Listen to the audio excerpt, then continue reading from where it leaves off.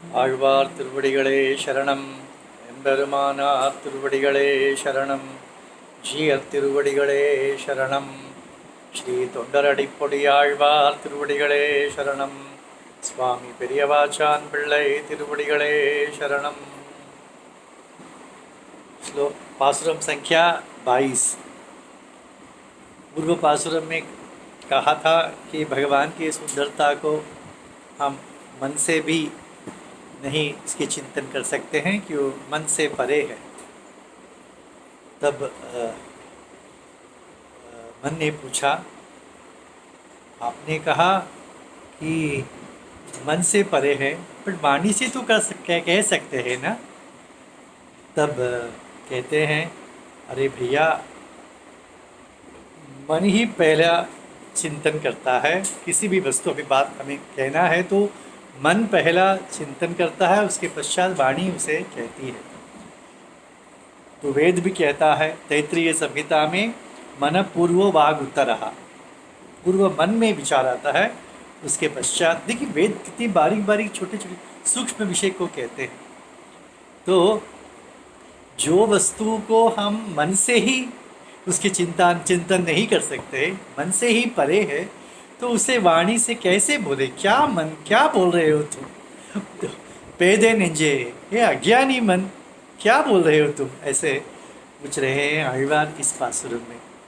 பேசிற்றே பேசலல்லால் பெருமையொன்றுணலாகாது, ஆசற்றார் தங்கட்கல்லால் அறியலாவானும் அல்லன், மாசற்றார் மனத்துளானை வணங்கினாம் இருப்பதல்லால் பேசத்தானாவதுண்டோ பேதை நெஞ்சே நீ சொல்லாய்। कहते हैं, तो मन कहता है कि वाणी से तुम अन्य सब विषयों से तो विषयों के संबंध में तो कहते हैं, तो इसके भगवत विषय में क्यों नहीं कह सकते हैं? तो आचार्य कहते हैं, वे सब परिच्छिन्न वस्तु है, परिच्छिन्न विषय है, जो जिसका माप है, परंतु ये असीम है। जो असीम विषय को कैसे आप बोल सकते हो? तो फिर गए इसमें एक प्रमाण बताया था, जो जिह्वा भगवान के गुणगान नहीं करती वो जिह्वा नहीं है, ऐसा कहा था ना। तो वो सब व्यर्थ है क्या प्रमाण? तब कहते हैं, ऐसा नहीं है। पेशिट्रे पेशलल्ला, जो वेद और वैदिक पुरुष उन्होंने जो कहा है भगवत विषय में, उसी को हम उच्चारण कर सकते हैं, पुनः कह सकते हैं। हमारे बुद्धि से हम कुछ नहीं कह सकते, उसके सदृश कुछ नहीं कह सकते। फिर वैदिक और वेद ने कैसा वर्णन किया है, कैसे बताया है? तो कहते, नीलतो यदमध्यस्था विद्युल्लेखेव भास्वरा। तो नारायण वल्ली में कहा गया है, हृदय के मध्य भाग में ऊपर की तरफ शिखा, अग्निशिखा है। अग्निशिखा को यहाँ पर भगवत स्वरूप ही कहा, दिव्य मंगल विग्रह ही कहा गया है। उसके बीच में मध्य भाग में नील मेघ, बिजली के साथ, विद्युत के साथ नील मेघ प्रकाशित है, ऐसा कहा गया है। ये तस्य मध्ये वह्निशिखा अणियोर्ध्वा व्यवस्थितः नीलतो यदमध्यस्था विद्युल्लेखेव भास्वरा। तो ऐसा भगवान का दिव्य मंगल विग्रह शिखा, अग्निशिखा के समान प्रज्वलित है, उसके बीच बिजली के समान नीलतो है। कैसे?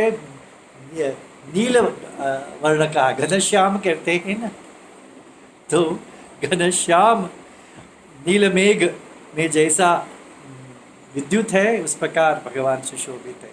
तो कहते हैं महालक्ष्मी के साथ भगवान। तो ऐसा वेद कहता है। और महाभारत में कहा गया है, अतसी पुष्पसंकाशम पीतवाससम अच्युतम ये नमस्यन्ति गोविंदम न तेषां विद्यते भयम। अच्युत, जो जिसके भक्त को वो च्युत होने नहीं देता है, ऐसा अच्युत वो कैसे हैं? असति, वो नीलोत्पल फूल जैसे नीले रंग का है, और पीताम्बर धारण किया गया है।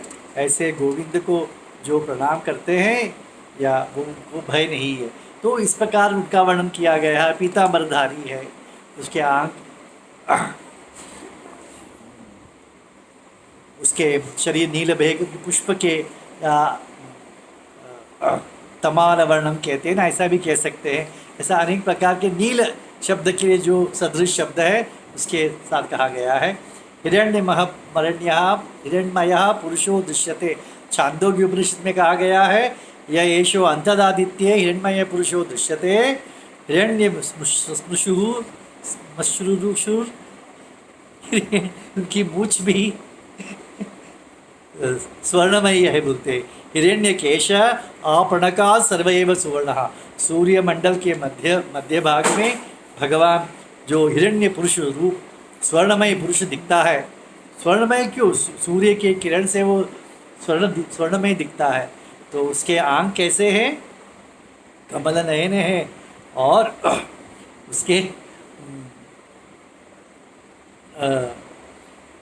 वो आँख के बारे में तो कप्यासम पुंडरीकम अक्षरी है।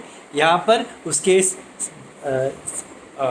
मूछ भी हिरणमयी है और सर से लेकर नख, पैरों के नख तक स्वर्णमयी है। उसके बाद तस्य यथा कप्यासम पुंडरीकम एवं अक्षर, उसके बाद कहा गया है उसके आँख अभी सूर्य के किरणों से विकसित जो कमल है उसके समान उसके उनके आँख है, नेत्र है, ऐसा कहा गया। तो ये सब भगवान के इस दिव्यमंगल विग्रह का वर्णन शास्त्रों में इस प्रकार कहा गया है। तो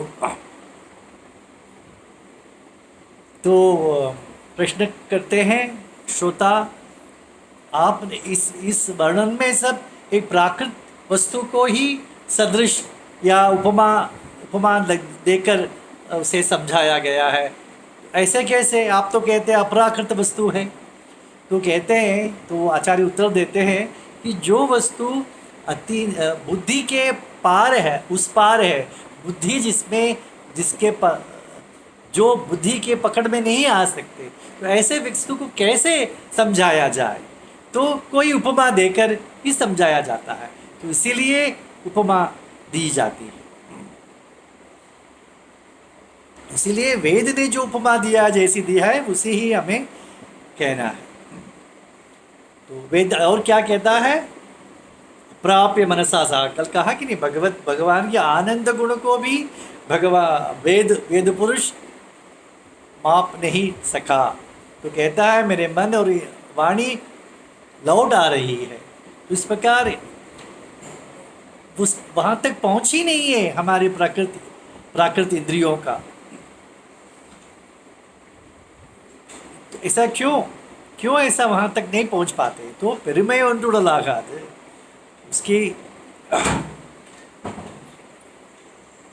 उसकी श्रेष्ठता, उसकी महिमा कि कोई समान कुछ हो तो कह सकते हैं इसके समान वो है करके, ऐसा कुछ नहीं है। तो अभी देखिए, हमने किसी से कहा उसका मुख चंद्र के समान है, ओके, तो क्या चंद्र के समान चंद्र दूर से तो सुंदर दिखता ही है, तो ऐसा थोड़ी मुख सुंदर है। तो चंद्र के समीप जाता होगा तो बहुत सुंदर होगा, इतना ही हम कह सकते हैं। किसी के भी हम कहते हैं आँख कमल नयन है, किसी से कहा समझो, क्योंकि कमल की शोभा सुंदर इतनी है, क्या उसकी आँखों में है इस व्यक्ति की? नो, नहीं है, परंतु कहते हैं। परंतु भगवत विषय में कैसा है?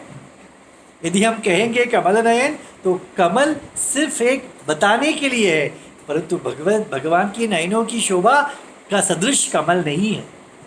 तो कहते हैं ना उपमा उपमेय, तो अन्य वस्तु में उपमा के नज़दीक भी उपमेय नहीं जाएगा, और भगवत विषय में उपमेय के नज़दीक उपमा नहीं जाएगी, ऐसे कहते हैं। समझ में आया ना? तो भगवान का स्वरूप हो, रूप हो, गुण हो, विभूति हो, किसी के संबंध में हम इतना है ऐसा नहीं कह सकते। ऐसा है, ऐसा ही है, ऐसा नहीं कह सकते। परिच्छिन्न वस्तु नहीं, अपरिच्छिन्न है, इसलिए सत्यम ज्ञानम अनंतम ब्रह्म, इसलिए उपनिषद कहता है, उसने अनंत कहता है। परंतु आप तो कहते हैं परिच्छिन्न है, मन और वाणी लौट आते हैं, तो फिर क्या उसका वर्णन नहीं कर सकते हैं? तब कहते हैं, तब देते हैं आशट्रा तंगट कल्लाल अरियलावानुमल्लन, दोष रहित जिसका मन है, दोष रहित जो है वे ही उसे जान सकते हैं। दोष क्या है? यहाँ दो प्रकार के दोष संप्रदाय के हिसाब से ही बताया गया है। एक दोष है जो उपायांतर से भगवान को प्राप्त करने की प्रयत्न, कर्म ज्ञान भक्ति आदि शास्त्रों में जो कहे गए उपायांतर, उनके द्वारा भगवान को प्राप्त करने की जो इच्छा है वो उपायांतर निष्ठ होते हैं। क्योंकि हमारा जीव स्वरूप अत्यंत परतंत्र है भगवान का, तो परतंत्र स्वरूप के लिए भगवान ही उपाय है, भगवान को ही उपाय मानना यही ठीक है। हम शरणागति करते हैं, शरणागति भी उपाय नहीं है, अधिकारी विशेष है, जस्ट क्वालिफिकेशन। परंतु वास्तव में उपाय कौन है? भगवत कृपा। तो इवन अन्य उपाय से भी उसे प्रयत्न करने की कोशिश करते हैं, तो भी वो फलीभूत कैसे होते हैं? भगवान की कृपा से ही। तो भगवान की कृपा की अपेक्षा होती है अन्य साधनों पर, भगवान कृपा की सहायता की अपेक्षा होती है, परंतु यहाँ तो साक्षात भगवान ही हमारे उपाय है। उपाय होने से उन्हें और किसी की सहायता की अपेक्षा नहीं है। तो ऐसे जो भगवान को ही उपाय माने हुए प्रपन्न है, वे ही उसे जान सकते। जैसे आழ்वार थे, क्योंकि वे अपने प्रयत्न से, अपने बुद्धि से उसे जानने की कोशिश नहीं करते। भगवान अपनी कृपा से उनकी, कहते हैं ना भगवान बुद्धि योगम ददामि, गीता में कहते हैं, तो भगवान उनको ज्ञान और भक्ति प्रदान कर देता है। तो उस ज्ञान से वे उसे जानते हैं, क्योंकि दिव्य ज्ञान से ही दिव्य वस्तु को जान सकते हैं। हमारे प्राकृत ज्ञान से हम उसे नहीं जान सकते, प्राकृत बुद्धि से उसे नहीं जान सकते। तो माशट्रा तंगट कल्लाल, मासट्टाल मनतुड़ाने, तो ऐसे बाद में कहा गया है मासट्टाल मनतुड़ाने। दूसरे प्रकार के दोष जिसमें नहीं है, उसके ऐसे वैष्णवों के मन में वो रहता है। दूसरा प्रकार का दोष क्या है? उपेयांतर, भगवान को प्राप्त करते हैं, सामने दर्शन आ जाता है भगवान, तो कहते हैं मुझे ऐश्वर्य देना, मुझे कैवल्य देना। तो इस प्रकार भगवान से अन्य पुरुषार्थ को प्राप्त कर कर दूर हो जाते हैं। ऐसे न करके भगवान मुझे आप ही चाहिए। संत उदाहरण देते हैं कि एक बच्चा रोता रहता है, तो माँ उसे खिलौना देते रहती है, ऐश्वर्य के खिलौना या कैवल्य की, और थोड़ा सा कीमती खिलौना कैवल्य खिलौना देती है खेलने के लिए। बच्चा सब दूर करता है और रोते रहता है। तो बच्चे का इच्छा क्या है? भगवान माँ अपने गोद में ले जाए। तो क्या करती है माँ? तो अपने बच्चे को गोद में जबरन उठा के रखती है, तब बच्चा शांत हो जाता है। इसी प्रकार जो व्यक्ति जो ऐश्वर्य कैवल्य आदि लेकर भाग जाते हैं, परंतु ये जो भक्त है प्रपन्न, वो कहते हैं नहीं, मुझे आपके चरण ही चाहिए। चरण किसके लिए चाहिए? सेवा के लिए ही चाहिए। सेवा किसके लिए चाहिए? आपके मुखोल्लास के लिए चाहिए। ऐसे व्यक्तियों को ही वो, ऐसे व्यक्तियों के हृदय में ही वो रहता है, मन तोड़ा नहीं। तो ऐसे भगवान में सर्वस्व अपने भार को समर्पण किए हुए ऐसे वैष्णवों के हृदय में जो नित्यवास करता है, क्योंकि भगवान को, जैसे हमने कल कहा, महालक्ष्मी को ये कमल भी चुभता है, तो भगवान के वक्षस्थल में रहने की इच्छा करती है वो। तो इतने मृदु है। उस प्रकार भगवान को अन्य सब स्थान कैसे हैं, आग से तप्त है, और वैष्णवों के ऐसे परम वैष्णव भागवतोत्तम के हृदय में उसे शीतलता प्रदान शीतलता प्राप्त होता है। तो इसीलिए वो उस जगह को छोड़कर अन्य कहीं नहीं जाता है। कल हमने कहा था ना कि शतकोप मुनि के हृदय में जगह पकड़ने के लिए ही वो दिव्य देश में विराजमान है। उसी प्रकार भक्तिसार आழ்वार भी कहते हैं वो वेंकटगिरी में है, वैकुंठ में, श्रीरंग में, ये सब किसके लिए है कि कब था वो उसमें, वो ऐसा कहते हैं वो कब था, जब तक उसे मेरे मन में हृदय में जगह नहीं मिली तब तक वो वहाँ रहता था। अब वहाँ नहीं रहता है, वो मेरे हृदय को छोड़कर नहीं जाता है। आळवंदार भी कहते हैं ना, ऐसे महात्माओं जिनके हृदय को तुम छोड़ नहीं सकते हो, उनका संग, उनका सहवास मुझे दे दो, ऐसा स्वतः रत्न में कहते हैं। तो ऐसे भगवान को क्या करना है, वणंगी नामिर पतंगा, उनके चरणों में सब भार को समर्पण करके उनका अनुभव से ही अपना प्राण धारण करना ही तो हमारा कर्तव्य है या करने के लिए योग्य है। सभी प्रकार से अनुभव कहीं के लिए आदि करना ही तो हमारे लिए अनुरूप है, हमारे स्वरूप के अनुरूप है। तो ऐसे भगवान के बारे में तुम कहते हो, बात वाणी से हम उसके क्यों नहीं हमका वर्णन करें। ऐशतान आवदुंडो, ऐसे भगवान के महिमा को क्या तुम श्लोक या पासुरम से कह सकते हो? नहीं। जो पूर्वजों ने कहा किया है, वेद ने कहा है, उसी प्रकार उसका दोहरा सकते हैं हम नया कुछ नहीं कह सकते, क्योंकि वेद कहता है उसे नहीं जान सकते हैं, ऐसे जानने वाला ही जानता है। भगवान को जान नहीं सकते, परंतु जानना ही चाहिए। तो कैसे जाना जाए, वो नहीं जाना जा सकता है, ऐसे जानना ही उसके बारे में जानना है, ऐसा वेद कहते हैं।